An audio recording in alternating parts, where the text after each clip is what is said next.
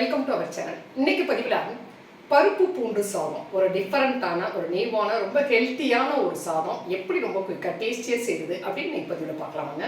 இந்த எனர்ஜியான பூண்டு பருப்பு சாதம் செய்கிறதுக்கு இன்றைக்கி நான் 1 கப் அளவுக்கு அரிசி எடுத்துக்கிறேன்.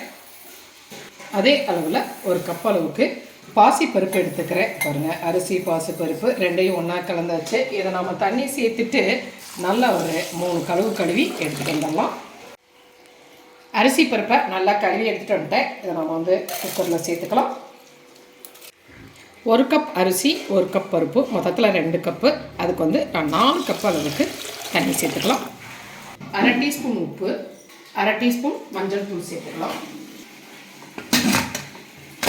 மூடி போட்டு அடுப்பில் வச்சுட்டு 4 விசில் விட்டுக்கலாம். இதை தாளிக்கிறதுக்கு நான் அடுப்பில் ஒரு பேன் வச்சுருக்கிறேன். அதில் 2 டீஸ்பூன் அளவுக்கு நெய் சேர்த்துக்கிறேன். எண்ணெய் காஞ்சிருச்சு. 1/2 டீஸ்பூன் கடுகு சேர்த்துக்கிறேன். 1/2 டீஸ்பூன் ஜீரகம் சேர்த்துக்கிறேன். கடுகு பொரிஞ்சிருச்சு. இதில் ஒரு பெரிய வெங்காயம் நீள நீளமாக கட் பண்ணி வச்சுருக்கேன். ஒரு 10 சின்ன வெங்காயம் முழுசாக எடுத்துருக்கிறேன். அதை இதில் சேர்த்துக்கலாம்.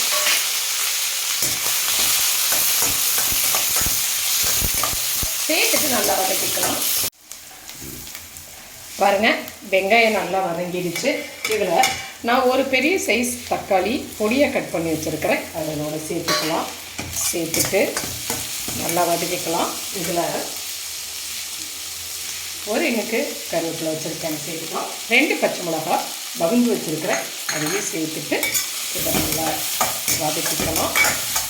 தக்காளி நல்லா வதங்குறதுக்காக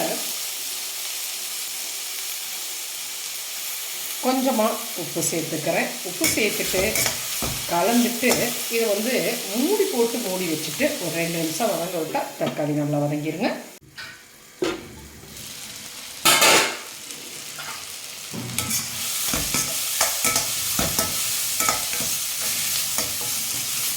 தக்காளி நல்லா வதங்கிடுச்சு இல்லையா? இதில் நான் 2 டீஸ்பூன் அளவுக்கு மிளகாய் தூள் சேர்த்துக்கிறேன். 2 டீஸ்பூன் அளவுக்கு மல்லித்தூள் சேர்த்துக்கிறேன். சேர்த்துட்டு நல்லா கலந்துக்கலாம். இதில் 1/2 கப் அளவுக்கு கேரட்டு கட் பண்ணி வச்சுருக்கிறேன், அதையும் சேர்த்துட்டு கலந்துக்கலாம். 1/2 கப் பட்டாணி, அதையும் சேர்த்துக்கலாம். 1/2 கப் கேப்சிகம் கட் பண்ணி வச்சுருக்கிறேன், அதையும் நம்ம அதோட சேர்த்துக்கலாம். 1/2 டீஸ்பூன் மஞ்சள் தூள் சேர்த்துக்கலாம். தேவையான அளவு உப்பு சேர்த்துக்கலாம். பாருங்கள், இதில் ஒரு 2 கப் அளவுக்கு சேர்த்துக்கலாம். இதை மூடி போட்டு அப்படியே ஒரு 10 நிமிஷம் மீடியம் ஃப்ளேமில் வேக விடலாம்.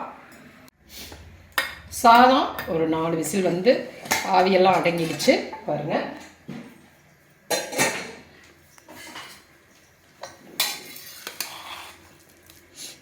நல்லா அழகாக வெந்து ரெடியாக இருக்குது. இந்த அளவுக்கு தண்ணி வைக்கும் பொழுது இது கரெக்டாகவே இந்த சாதம் வெந்து ரெடியாக இருக்குதுங்க.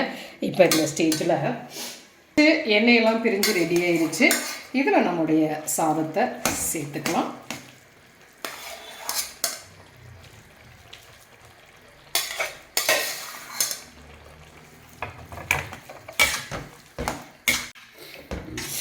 நல்லா கலந்துட்டோம் இல்லையா? இப்போ இந்த பூண்டு பருப்பு இந்த சாதத்தினுடைய ஒரு சீக்ரெட் இப்போ நம்ம பண்ணிடலாம். பாருங்கள், ஒரு தாளிக்கிற கரண்டி எடுத்துருக்கிறேன்.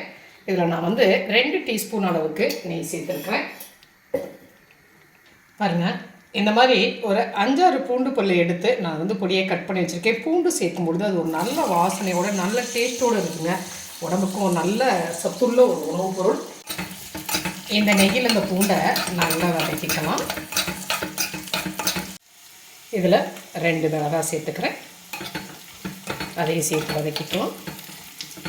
பாருங்கள், பூண்டு நல்லா ஒரு கமகமான ஒரு வாசனையோட ஒரு 3 மினிட்ஸ் பக்கமாக நல்லாவே வதங்கிடுச்சு.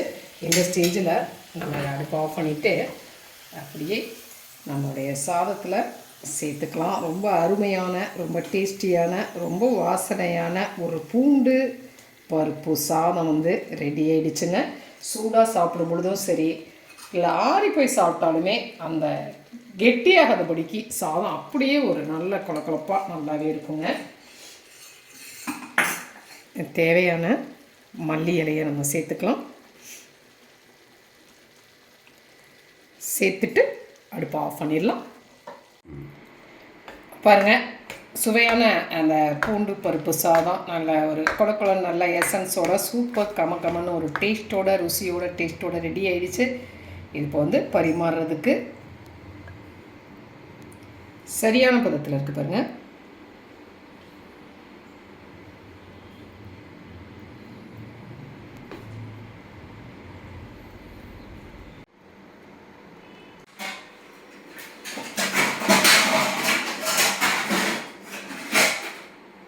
ரொம்ப நியூவாக, ரொம்ப குயிக்காக, ரொம்ப டேஸ்டியாக, டிஃப்ரெண்ட்டாக, எனர்ஜியாக செய்யக்கூடிய ஒரு பருப்பு பூண்டு சாதம் ரொம்பவுமே நல்ல டேஸ்டியாக ரெடி ஆகிடுச்சு. செஞ்சு பார்த்துட்டு உங்களுடைய கமெண்ட்டை சொல்லுங்கள். இந்த பதிவு உங்களுக்கு பிடிச்சிருந்துச்சா சப்ஸ்கிரைப் பண்ண மறக்காதீங்க.